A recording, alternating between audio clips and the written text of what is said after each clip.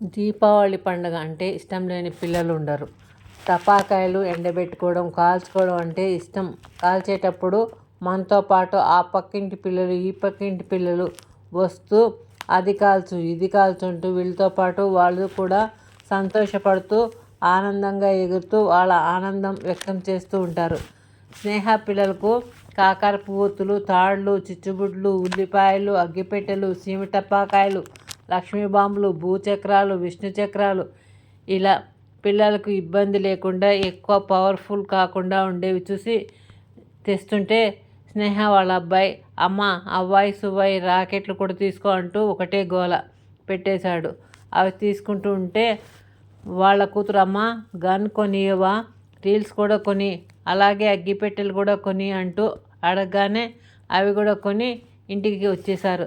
స్నేహ పిల్లలిద్దరికీ సమానంగా పంచేసి అవి ఎండలో ఆరబెట్టుకోండి, అవి బాగా ఎండితే కాల్చేటప్పుడు బాగా కాలుతాయంటూ చెప్పింది. ఆ పిల్లలు వాళ్ళ టపాకాయలను ఎండబెట్టుకుని ఎండాక కవర్లో పెట్టుకుంటూ ఉండేవారు. ఆ టపాకాయలు ఎంతో అపురూపంగా చూసుకుంటూ వాళ్ళ ఫ్రెండ్స్ దగ్గర వాళ్ళు టపాకాయల గురించి ఆనందంగా చెప్పుకుంటూ ఉన్నారు.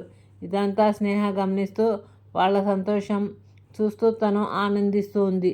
దీపావళి రోజు పిల్లలు కాలుస్తున్నంత సేపు దగ్గరే ఉండి కాల్పిస్తూ పక్కింటి పిల్లలు కాల్చుకోవడానికి కొన్ని ఇచ్చింది. ఆ పిల్లలు థ్యాంక్స్ చెప్పి అవి తీసుకుని వాళ్ళతో పాటు ఆనందంగా కాల్చారు. వీళ్ళ ఆనందంలో వాళ్ళు పాలు పంచుకున్నారు. గుడ్ నైట్ పిల్లలు.